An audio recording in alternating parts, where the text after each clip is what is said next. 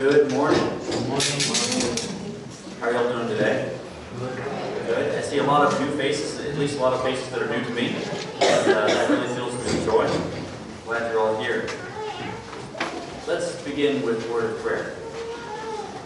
Heavenly Father, we thank you so much for your word, that you speak to us through it, that you reveal yourself to us through it. We pray, Lord, today as we look into your word, that these thoughts and meditations upon your word will be glorifying to you. We pray that through your Spirit, we apply your word to our lives, so that we become doers of your word, not hearers only. We pray these things in Jesus' name. Amen. Amen.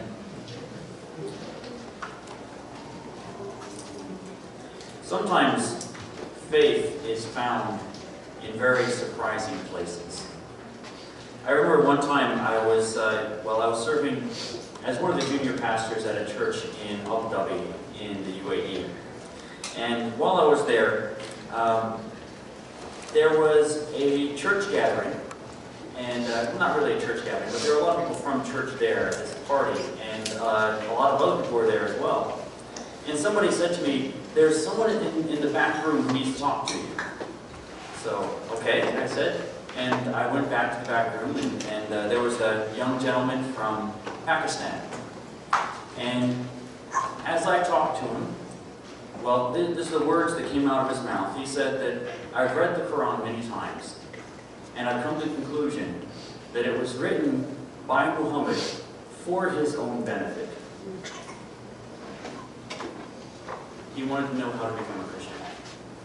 Now, I was amazed by this. And it wasn't, I hadn't met this person before. I hadn't reached out to him to evangelize before. Just God was at work. And faith was found in a very, very unexpected place. We're in the second sermon now on a series that takes place just after the Sermon on the Mount. So in the Sermon on the Mount, Jesus said these words. He said, "Not everyone who says to me, 'Lord, Lord,' will enter the kingdom of heaven, but the one who does the will of my Father who is in heaven." And we learned some time ago that this was a challenge for us to make sure that our words and our actions are lined up. We call him our Lord, and we also submit to his authority as Lord. And so the way that we do the will of God is that we submit to him with an empty-handed humility. Jesus' claims about himself in the sermon were astonishing. But he backed those claims up with some really mighty works that proved that authority. And different people will respond to that in different ways. So this week, we're looking at the second story where someone responded to the authority of Jesus. And we find that faith is found in a very unexpected place. We read the story about a centurion whose unexpected faith actually reveals this authority of Jesus, and particularly that Jesus is Lord, not just of the Israelites in that area, or the Judeans in that area, as it was called at the time. He's the Lord of all people. His lordship is universal. And that's what we find out in our passage today. So what I would like to start out with is just for us to feel and think a little bit about how surprising this situation really was to the people at that time. Okay, Jesus has come down the mountain. He's healed a man with leprosy on his way down the mountain. And as he's gone on a little bit further, he's entered into a city called Capernaum. And inside Capernaum, the first person who comes up to meet him is a Roman soldier. A Roman centurion, no less. Someone who's in charge of at least 100 legionnaires. And he approaches Jesus. Now think about who this was. This is a Gentile. This is not a Jew, right? So what regard would he have for Jewish religion? He was a Roman, part of an empire that spanned most of the known world at that time. He was a high-ranking soldier. He was a man of war. In fact, he was part of the Roman occupation of Israel. That was his job, was to keep peace there in Capernaum with his legionnaires by force if necessary. So that's the person we had here. And from their perspective, just looking at him, if he didn't say anything, everyone would assume that he was Well, a believer in a pantheon of badly behaved gods. He's essentially the last person in that place and time that anyone would expect to respond to Jesus in faith. And yet, that's exactly what he does. So I'd like for us to think about 3 ways that the centurion's unexpected faith reveals Jesus' lordship over all people. Very, very unexpected faith. First of all, the centurion humbled himself before Jesus. Think about who he was. That is incredible. He humbled himself before Jesus. I'd like to read just the first couple of verses here.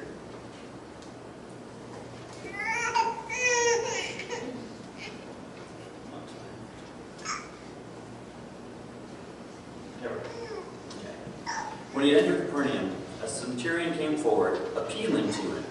"Lord, my servant is lying paralyzed at home, suffering terribly." And he said to him, "I will come and heal him." But the centurion replied, "Lord, I am not worthy to have you come under my roof, but only say the word, and my servant will be healed." So keep in mind who this is. Commander of at least 100 legionnaires. His job is to keep peace in Capernaum. And Jesus, from an earthly, perhaps Roman perspective, was just a local rabbi, a local teacher. People are following him, but most people at that time are not thinking about Jesus as the Son of God. They're going to figure that out a little bit later. And yet, see how the centurion approached him. First of all, he appeals to Jesus.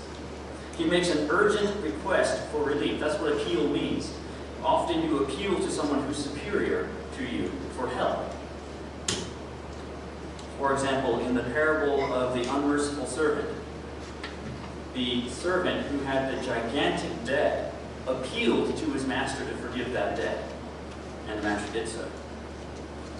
Jesus, later on, when one of his disciples cuts off the ear of one of the temple helpers and Jesus heals him, Jesus says, "Put your swords away. Don't you know that I did appeal to my Father, and he would send more than 12 legions of angels to defend me?" So an appeal is made to someone higher. And that's what the Roman centurion does here. He appeals to Jesus on behalf of his servant. Then next, he calls him Lord. Now, what Roman centurion is going to approach this local rabbi and call him Lord? Now, Lord was perhaps not used as such a divine title on the lips of a Roman soldier as it would be on that of a Jewish person, but it's still a pretty big word. I think that very often when we learn a second language, we carry over some of the nuances of our original language into the second language when we're speaking it. I think that might be what's going on here, because the Latin word for Lord is Dominus, and it means at least a person of higher rank, but more often a master, as in a master over servants. And so this is the way that this Roman centurion approaches Jesus, this local rabbi. He calls him Lord, Master. And then when Jesus speaks so confidently, "I will come and heal him." I love the way Jesus talks. "Yeah, I'll go there. I'll heal that guy. I'll take care of it. No problem." He responds by saying, "I am not worthy. I am not worthy for you to come into my house." This Roman centurion approached Jesus with the humility of a servant appealing to his master for help. That is very surprising. At the same time, it teaches us something about the scope of Jesus' lordship. He's not just Lord of the Israelite people. He's Lord of everyone. And this is a theme. It actually goes all the way back to the Old Testament. Because you go back to the Old Testament and you find that the purpose of the nation of Israel was to gather in other nations into the worship of God. That's what they were supposed to do. And so God's plan from the very beginning is for everybody worldwide to come into his temple and worship him. And so what Jesus is doing here flows naturally in line with the way that God was operating in the Old Testament. So he comes to this Roman commander, or this Roman commander comes to him, and his lordship is being revealed by this faith. So the question then is, what led this Roman commander to humble himself before Jesus? Well, I think that he just believed the astonishing claims of Jesus. So Jesus' lordship was revealed also when a centurion believed Jesus' divine authority. So he's humbling himself before Jesus, and he's doing that because he believes in Jesus' divine authority. So next step is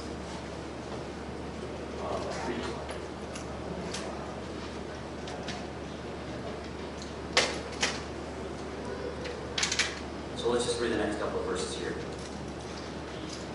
Jesus said to him, "I will come and heal him."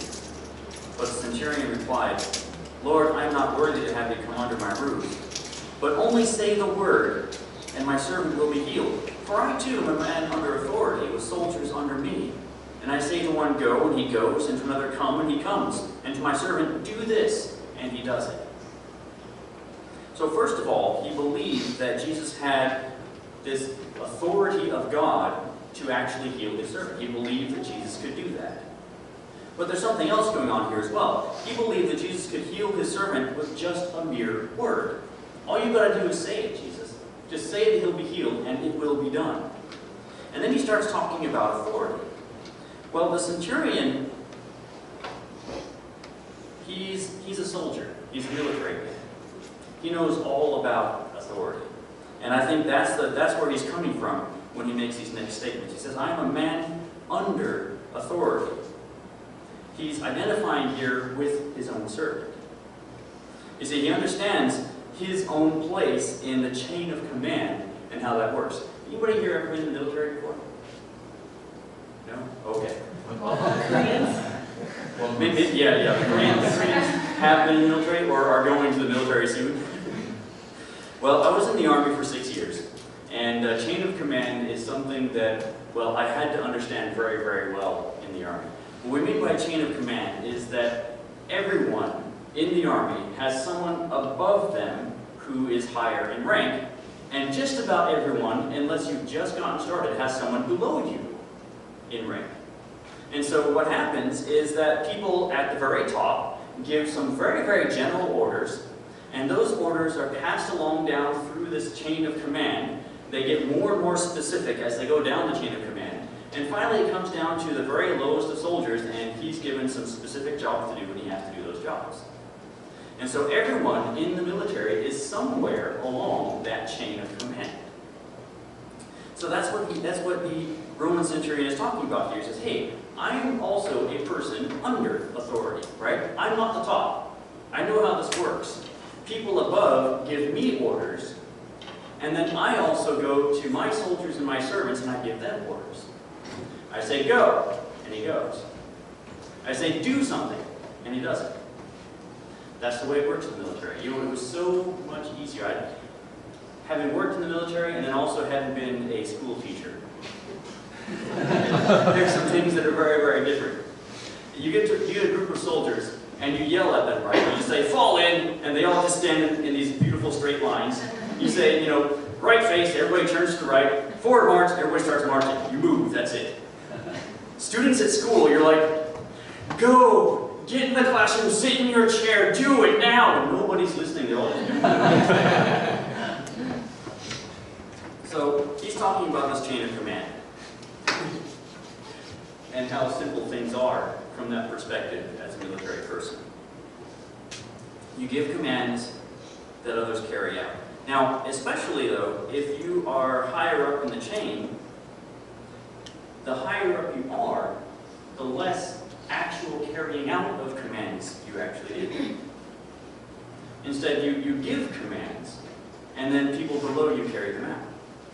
And so you basically, eventually, you come to a point in the military where you speak, and your words happen. In fact, they used to say that to us. someone higher up would often use this phrase. They would say, make it happen. They didn't care how. They didn't care about the details. They said, make it happen. And it was the job of everyone below you to figure out how to do that. And so that's what we would do. And so this is what he's talking about when he says to Jesus, all you have to do is say the word. I know how authority works. You're at the top. You say the word, and it will be done. Your commands will be carried out by nature itself, if necessary.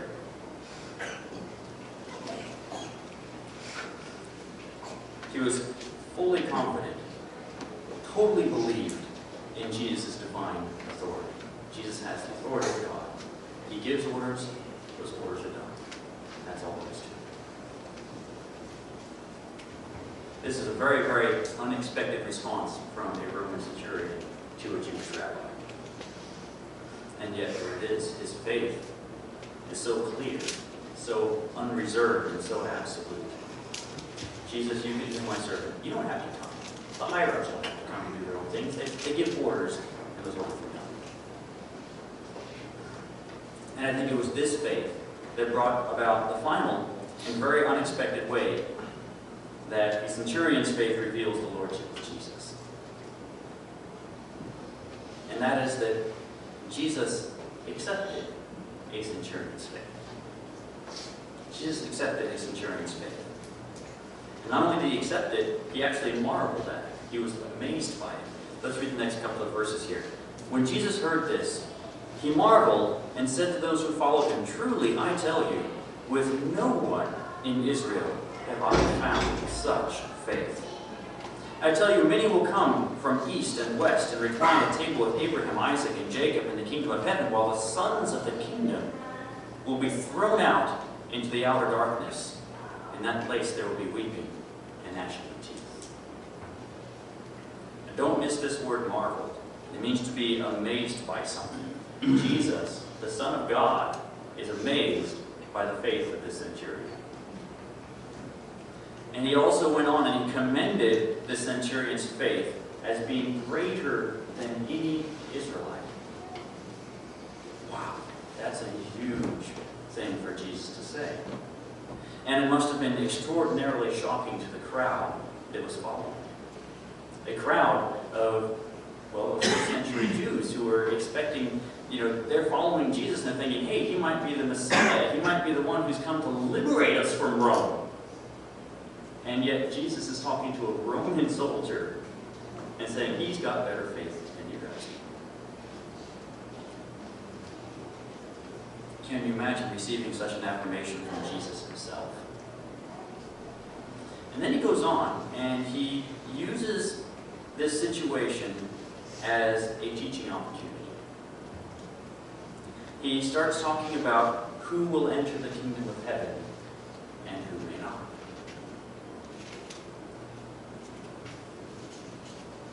The words that he uses there, it says, many will come from east and from west.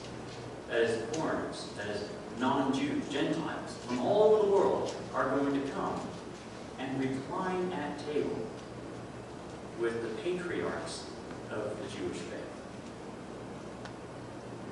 They're the ones who are going to come in and enter into this kingdom. While the sons of the kingdom, that is, the people who are by blood descended from these patriarchs, many of them will be cast out into the outer darkness. That's surprising, isn't it?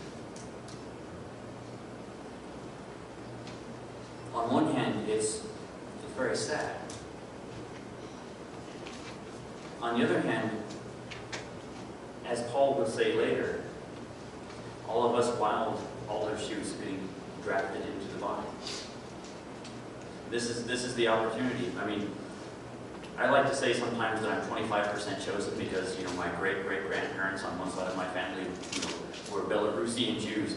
But for the most part, I mean, I'm entirely Gentile as far as I can tell. And I think most of us here are Gentile too, I imagine. This situation, this accepting of the centurion's faith, is part of what gives us hope of entering into the kingdom of God by the sacrifice of Jesus. by the lordship of Jesus. He's our Lord too. And that's what's going on here. So he accepts this faith of a centurion. He approves it. He even marvels at it. Very, very unexpected. Especially because at that time, for those people, it was just assumed that, the Jews, the sons of the kingdom, had a greater claim to the kingdom than any of these Gentiles did. But instead, see that there's a different paradigm here. It's not by descent that you get into the kingdom of heaven. It's not by who your parents were that you get into the kingdom of heaven. It's only and always by putting your faith in Jesus Christ.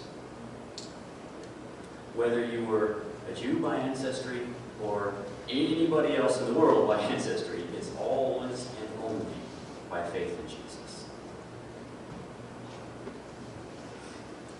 And that's why the centurion, this Roman centurion, is able to enter the kingdom of heaven.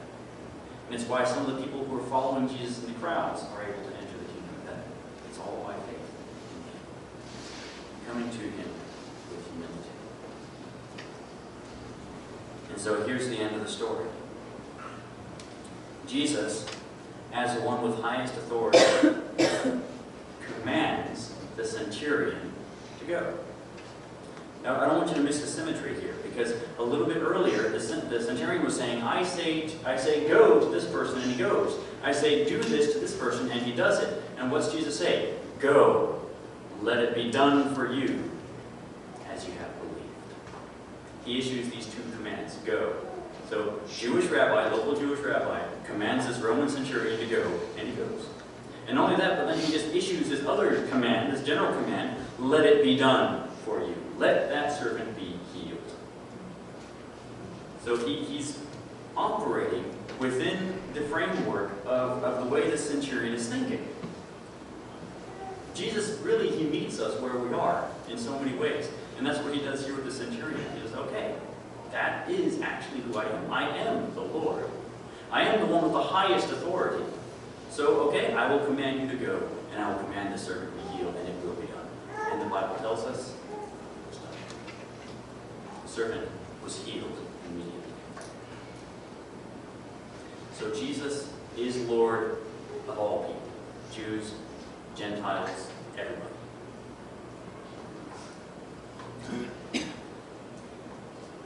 And that can be very surprising, because faith is found in surprising places. No one in the first century Judea expected a Roman army commander to respond to Jesus with such complete humility and faith. And so what I want us to think about, just a couple of things I want us to think about here, and to go home with. Is there anyone that we are just writing off?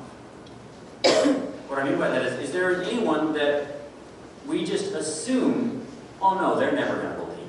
That person's never going to come to faith. That person's never going to submit themselves to Jesus, so why should I even bother telling them about it? That person, maybe you know somebody that's just too worldly, and you think that person's never going to have faith in Jesus. Don't forget what Romans were like. If you've taken some history classes, Romans were some pretty crazy people sometimes. Maybe the person that you know is just too atheist.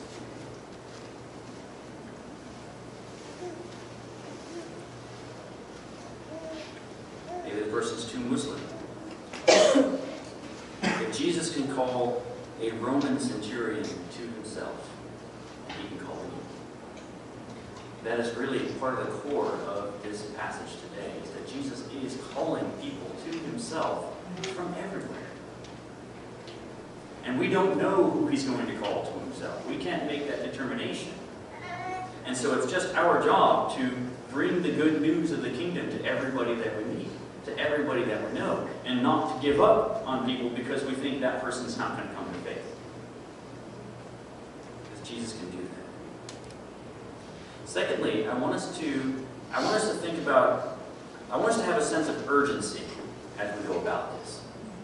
Because one of the things that Jesus says is that there is a kingdom of heaven, and that there is also an outer darkness. about that very much, but Jesus actually talked more about this than anybody else in the New Testament or in the whole Bible. He talked about the fact that not everyone is going to the kingdom of heaven. There are people going to go to the kingdom of heaven, but only by faith in Him. Everyone who does not have faith in Him is going to be, as He said, cast out into the outer darkness, away from the presence of God, away from the fellowship with all the people throughout history who have had faith in God. There is an outer darkness, and it's forever. And so when we look at that person who we think is just too worldly or too atheist or whatever, and we think that person's never going to come to faith, stop for a second and think about the eternal consequences here. Don't give up. Keep witnessing. Keep praying. Because the consequences are huge.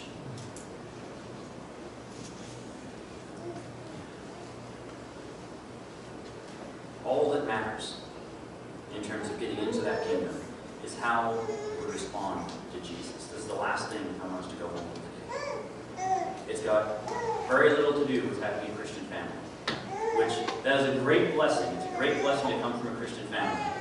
But eventually you have to come to a point where you say, this is my faith, not just my parents' faith.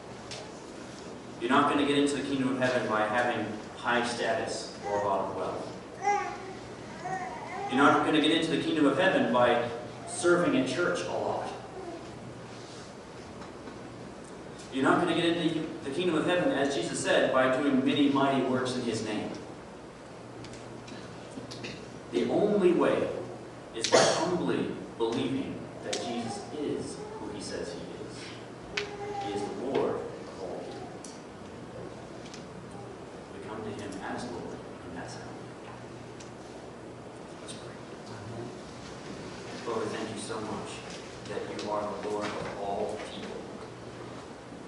We thank You so much that You welcome us into Your kingdom, despite our sin, despite our impurity, only by faith. Lord, I pray that if there's anyone here today who doesn't know You, that these words would become extra powerful in that person's life. Lord, I pray that if there are people that we are afraid to witness to, people that we have given up on, Lord, we pray that You renew us. Help us to reach out with Your urgent good news. Lord, help us also not to rely on anything apart from faith to get into Your kingdom. Lord, thank You so much for this story. We thank You for the amazing authority that You have. And we thank You for this centurion that responded to You in faith and showed us that anybody can come to You. We pray these things in Jesus' name.